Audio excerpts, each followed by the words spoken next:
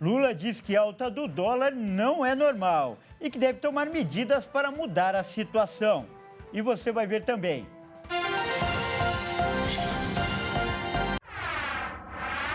Prévia do orçamento aponta salário mínimo de R$ 1.502 em 2025. Polêmica em São Paulo. Jockey Club derruba na justiça lei que proíbe corrida de cavalos na cidade. Furacão Beryl mata 6 pessoas e já é o maior da história registrado em junho no Caribe. E ainda, Corinthians demite Antônio Oliveira e está em busca de novo treinador. Tudo isso você confere a partir de agora no Jornal das 18h30.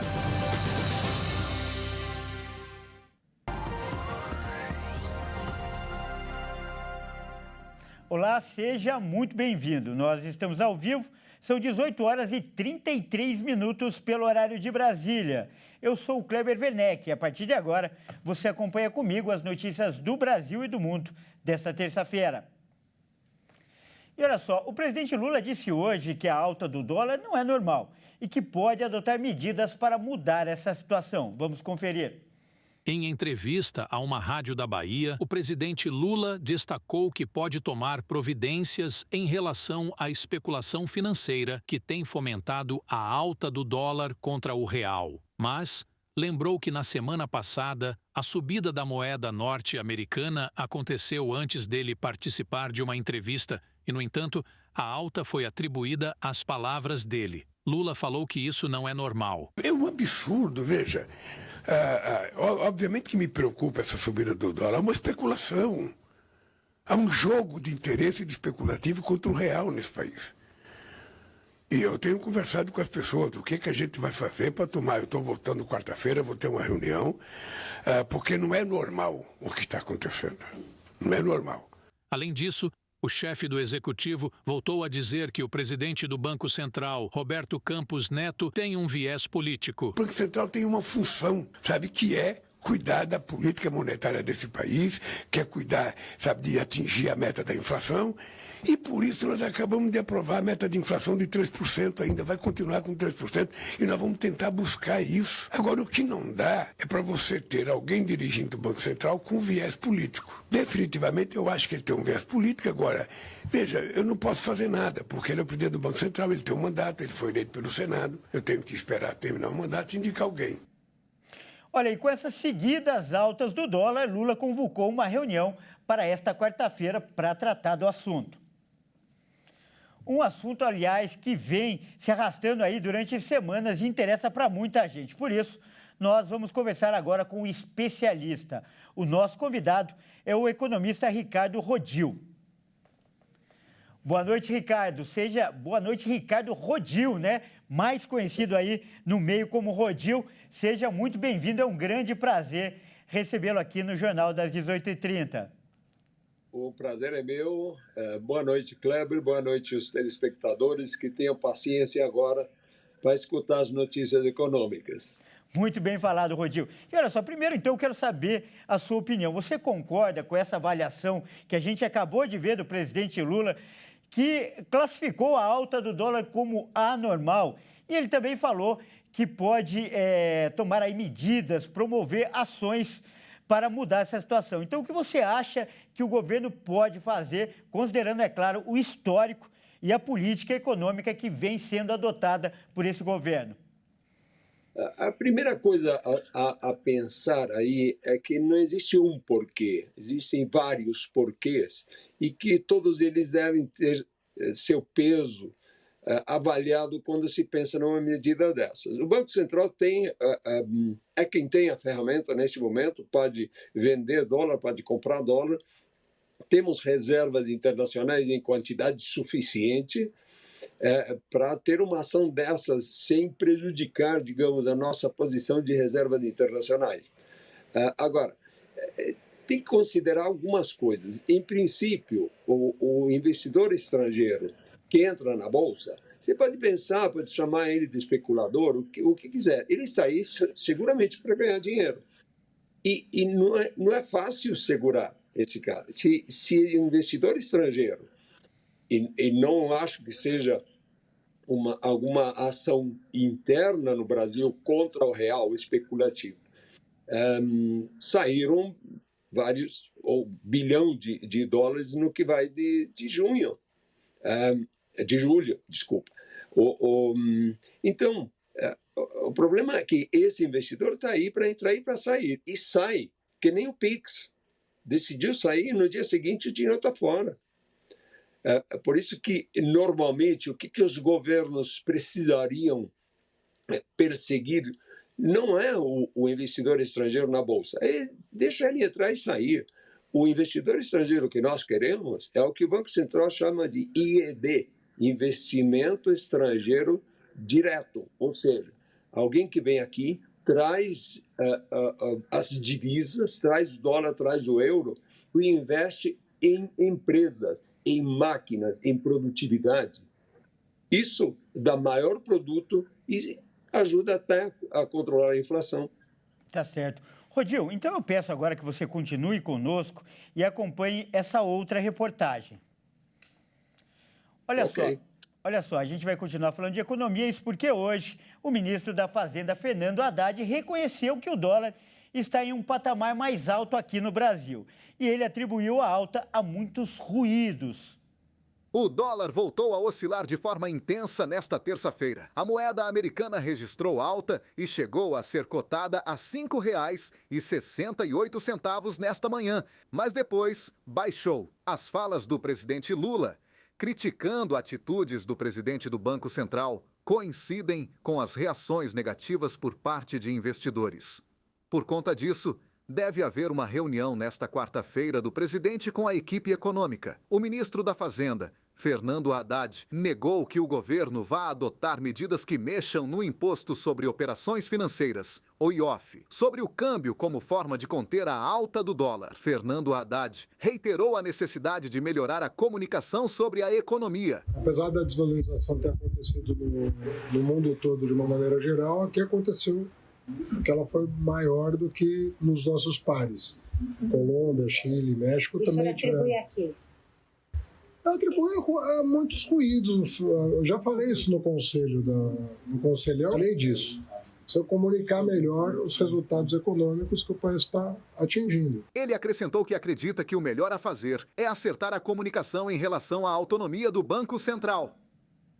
Olha, e o Haddad também confirmou que vai se encontrar nesta quarta-feira com o presidente Lula, como a gente acabou de falar, para tentar avançar em um plano de revisão de gastos e de cortes de despesas. Bom, então a gente vai voltar agora, né, a falar com o nosso convidado, o economista Ricardo Rodil, para comentar também esse assunto. Ricardo, eu volto a falar com você agora e peço, então, que você faça uma avaliação dessas falas aí que a gente acabou de ver do ministro da Fazenda, por favor.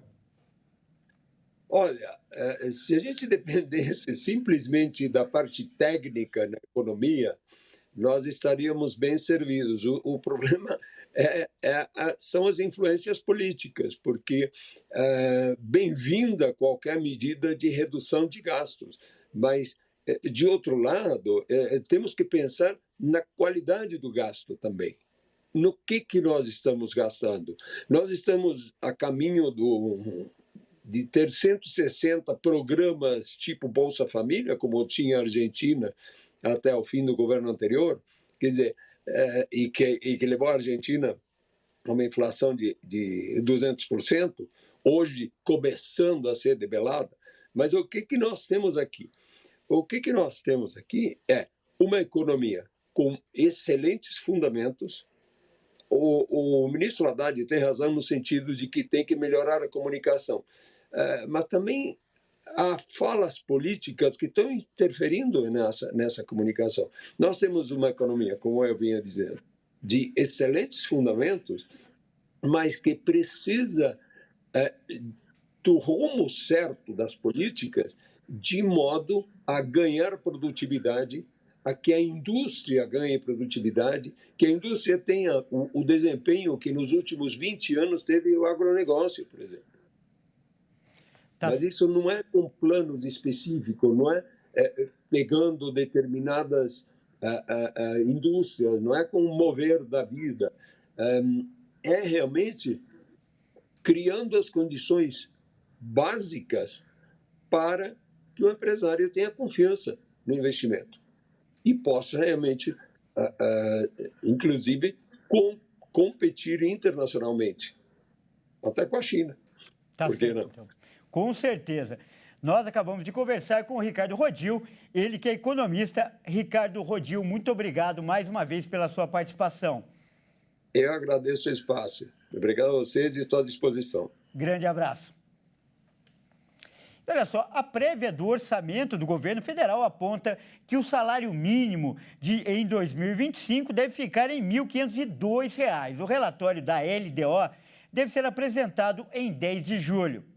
O ajuste do salário mínimo em R$ 1.502, ou 6,39%, leva em conta a variação do produto interno bruto de 2023, somado à inflação deste ano. O relatório da Lei de Diretrizes Orçamentárias deve ser apresentado na próxima semana e, além do aumento do salário mínimo, também inclui as emendas parlamentares, que podem girar em torno dos 50 bilhões de reais e terão recursos destinados ao Rio Grande do Sul, em razão das enchentes que devastaram o estado gaúcho. Outro ponto que deve ser mantido em relação à proposta do governo é a meta fiscal neutra, ou seja, com gastos iguais à arrecadação. No texto original enviado pelo governo, a previsão era de quase 40 bilhões de reais em emendas impositivas, ou seja, recursos que precisam ser executados pelo governo de acordo com despesas vindas de propostas parlamentares.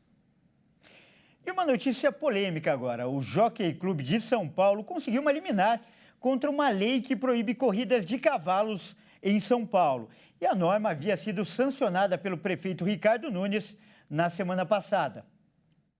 A polêmica se iniciou na semana passada, quando a Câmara Municipal havia aprovado a lei que proíbe a utilização de animais em atividades esportivas na cidade de São Paulo. Mas o Jockey Club de São Paulo fez um pedido, afirmando que a lei prejudica os proprietários e os frequentadores do clube.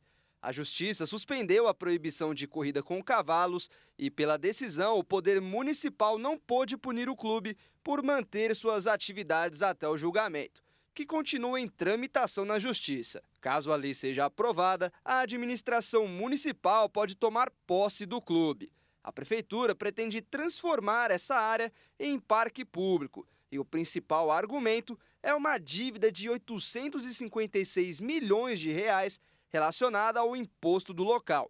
Porém, o jockey contesta os cálculos desses valores. E veja a seguir. Furacão Beryl mata 6 pessoas e já é o maior da história, registrado em junho no Caribe. E ainda, Corinthians demite Antônio Oliveira e está em busca de um novo treinador no mercado. Nós voltamos já.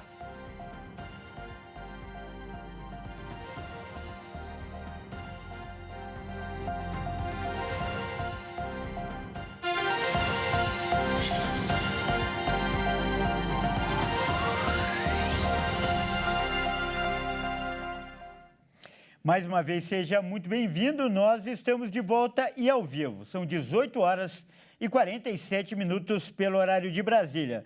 Vamos agora com os destaques internacionais. Olha só, o furacão Beryl, que avança pelo Caribe, ganhou força e foi reclassificado como de categoria 5. Essa tempestade já causou 6 mortes e ainda 5 pessoas estão desaparecidas. Ele já é o maior furacão da história, registrado em junho no Caribe. O furacão Beryl ficou ainda mais potente e foi elevado na segunda-feira à noite à categoria 5, depois de passar por várias ilhas no sudeste do Caribe, onde provocou fortes chuvas e ventos devastadores. Beryl é agora a tempestade de categoria 5 registrada mais cedo no Atlântico e um furacão potencialmente catastrófico, com ventos máximos sustentados de 260 km por hora. As informações são do Centro Nacional de Furacões dos Estados Unidos. Algumas horas antes, a ilha Caracol, em Granada, recebeu o impacto direto do muro do olho do furacão. Ilhas próximas, como São Vicente e Granadinas, também registraram ventos catastróficos e tempestades ciclônicas potencialmente fatais. Em Barbados, as autoridades pediram que a população não saia de casa. Santa Lúcia, São Vicente e Granadinas, Granada, estão em alerta por furacão, enquanto Martinica, Dominica e Trinidad advertem para uma tempestade tropical.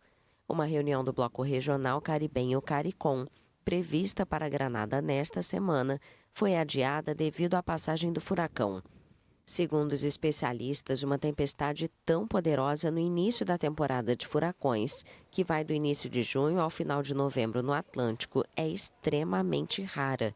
De acordo com o previsto, Beryl continuará sua trajetória na terça-feira no estado mexicano de Quintana Roo, onde estão localizados os balneários de Cancún e Riviera Maya. E agora é hora de falar de esportes aqui no Jornal das 18h30. E quem traz os detalhes é o Fernando Jesus. Boa noite, Fernando. Mais uma vez, seja muito bem-vindo aqui ao Jornal das 18h30. E hoje, né, Fernando, tem seleção brasileira.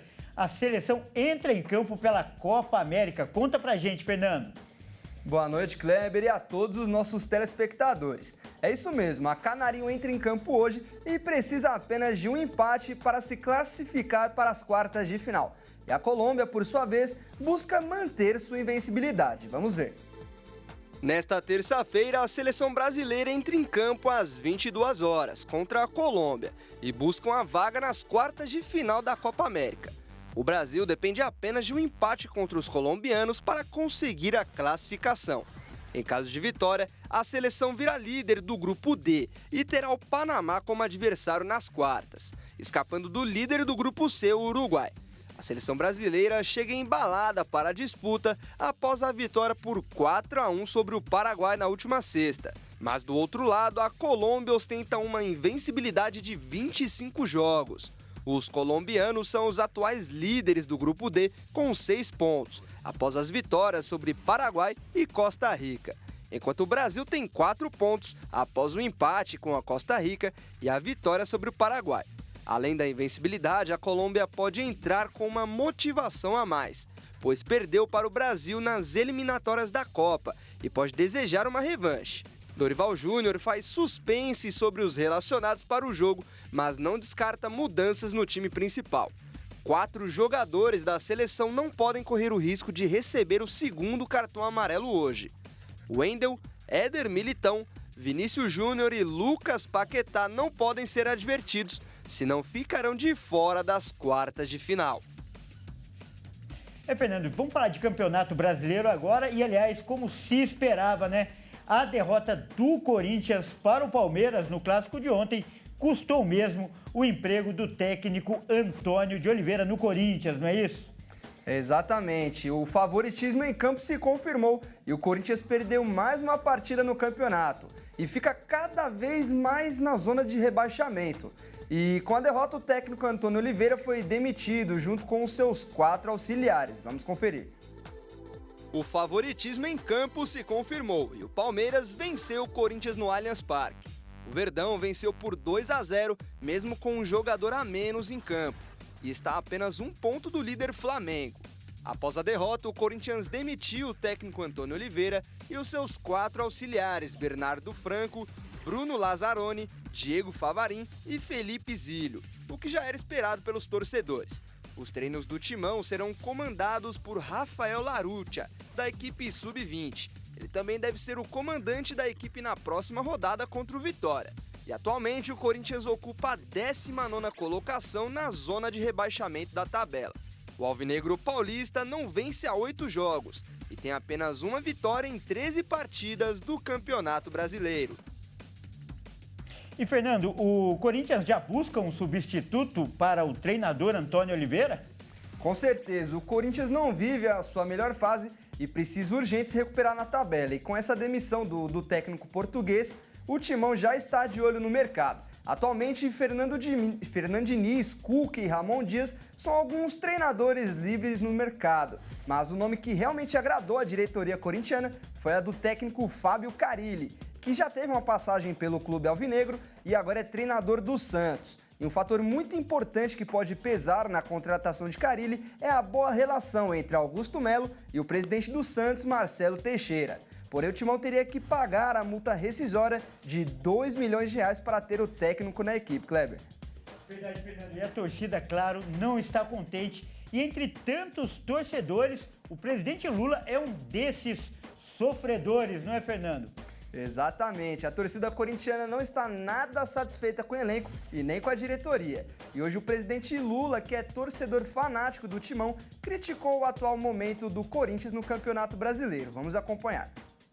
Eu continuo corintiano, sofro muito, já não vejo mais o jogo com a força que eu via, porque eu fico deprimido. O Corinthians não poderia ter chegado onde chegou, não poderia ter chegado onde chegou.